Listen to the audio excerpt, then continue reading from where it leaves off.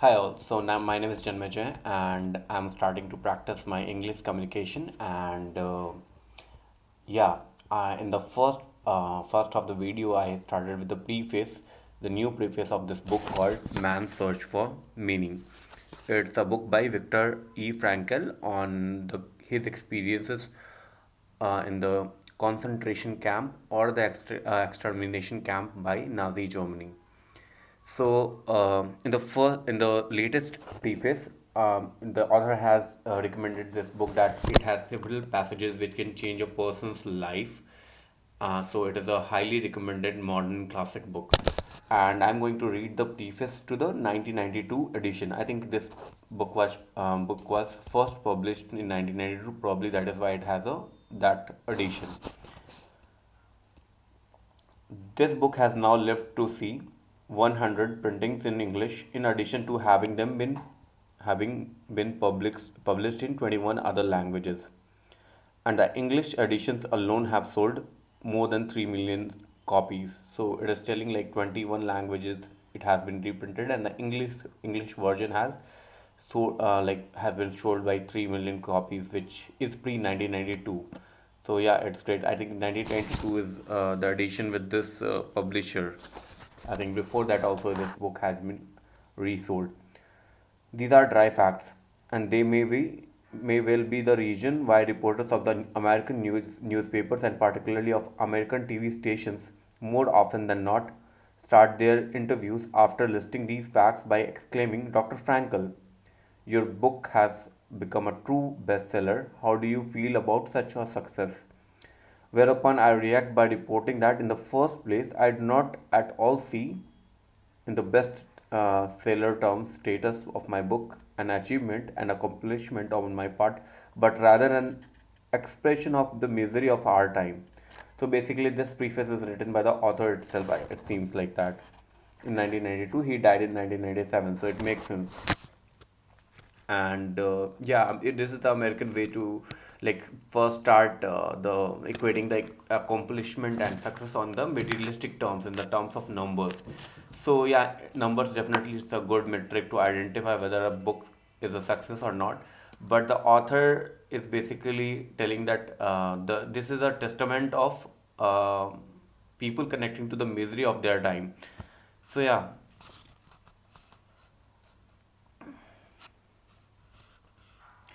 if hundreds of thousands of people reach out for a book whose very title promises to deal with the question of meaning to life, it must be a question that burns under their fingernails. So yeah, it's a rather sad situation that people you are basically searching for the meaning of life, and they're like, it is a topic which has been under discussed, under debated. So that is why people are flocking to buy this book. So that is the author's words. To be sure, something else may have contributed to the impact of the book. Its second theoretical part, logotherapy in a nutshell. So this has two parts. One is basically the author's life in the extermination or the concentration camp, and the second part, basically, it's a theoretical part, which is basically based on logotherapy in a nutshell. I don't know what it means, but yeah, as it were, to the lesson one may distill from the first part the autobiographical account experiences in a concentration camp. So basically, it has two parts. One is basically the author's experiences in a concentration camp, and the second is logotherapy in a nutshell. Whereas part one, it serves as the existential validation of my theories. Thus, both parts mutually support their credibility. I had none of this in mind when I wrote the book in 1945, and I did so within 9 successive days and with the firm determination that the book should be published anonymously. So, again, this book was published in 1945 first, and this preface is written in probably 1992 in Vienna. Interesting. And the author wanted this book to be published anonymously. Cool. In fact, the first printing of the original German version does not show my name on the cover, though at the last moment, just before the book's initial publication, I did finally give in to my friends who had urged me to let it be published with my name at least on the title page. At first, however, it had been written with the absolute conviction that, as an anonymous opus, it could never earn its author literary fame. I had wanted simply to convey to the reader, by the way of a concrete example, that life holds a potential meaning under any conditions, even the most miserable ones. So I think the author's mind was basically to not give this person a name so that it could be relatable to all the people who were in the concentration camp, or nonetheless like anyone who is searching for the meaning of life. I think it's interesting. We will get to know about what was the author's thoughts on, and what was going on in his mind while he thought that this should be published anonymously.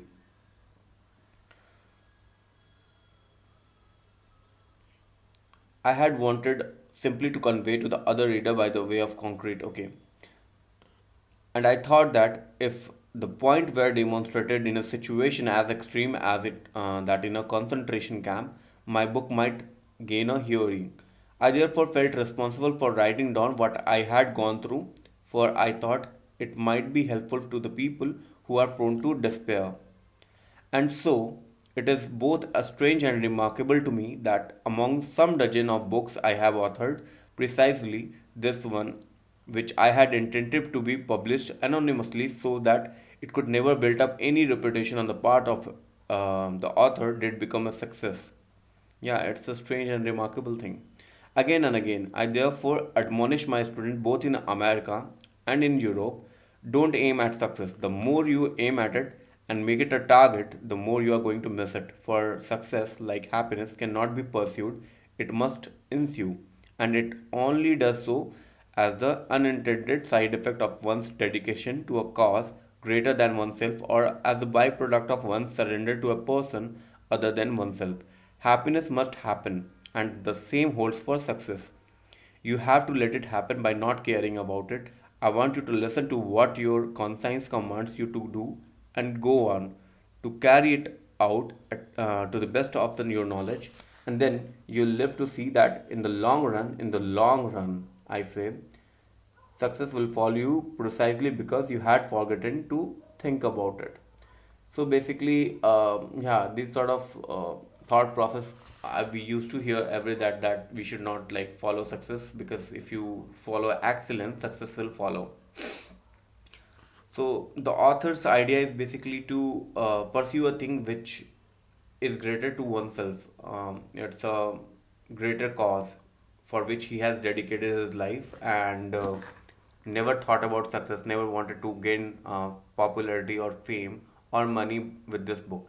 And this book has given the author everything, and the author thinks that and wants his students both in America and Europe that they should also do one thing, whatever they feel that is right, and never make a target or metric for success, because the more you follow, the more is the chance that they will miss their target. And if they do that thing with their that is like if that thing is has a greater cause than oneself, or if you are surrendering to a thing, or then the chance is greater that they will achieve it, because as happiness you cannot like target that I should be happy. uh, Happiness comes naturally, same way goes with success. The reader may ask me why I did not try to escape that was in store for me after Hitler had occupied Austria. Let me answer by recalling the following story. Shortly before the United States entered World War II, I received an invitation to come to the American consulate in Vienna to pick up my immigration visa. My old parents were overjoyed because they expected that I would soon be allowed to leave Austria. I suddenly hesitated, however. The question beset me, could I really afford to leave my parents alone to face their fate, to be sent sooner or later to a concentration camp, or even to a so called extermination camp? Where did my responsibility lie? Should I foster my brainchild, logotherapy, by immigrating to the fertile soil where I could write my books, or should I concentrate my duties as a real child, the child of my parent who had to do whatsoever he could do to protect them. I wondered the problem this way and that, but could not arrive at a solution. This was the type of dilemma that made one wish for a hint from heaven, as the phrase goes. It was then that I noticed a piece of marble lying on my table at home. When I asked my father about it, he explained that he had found it on the site where National Socialists had burned down the largest Viennese synagogue. He had taken the piece home because it was part of the tablets on which the Ten Commandments were inscribed. One gilded Hebrew letter was engraved on the piece. My father explained that this letter stood for one of the commandments. Eagerly I asked, which one is it? He answered, honor thy father and thy mother, that thy days may be long upon the land. At that moment, I decided to stay with my father and my mother upon the land and to let the American visa lapse. So basically, this is a very emotional passage of this book where he's answering the question if someone asks why he didn't leave left for America. He discovered this logotherapy, which we'll understand at a later phase, that why he refused to go to US despite having a visa where he can preach his new ideas about the logotherapy. But and he had the visa in Vienna, and his father and mother wanted to like leave Austria, and they were quite happy because that will give him a chance to like avoid the Nazi Germany as Hitler already occupied Austria. So, this story basically it's very inspiring because it shows that this was a man of conviction. He was a man of honor. He was a man of a sense of responsibility, and that sort of man you aspire to be, where you can take the responsibility. You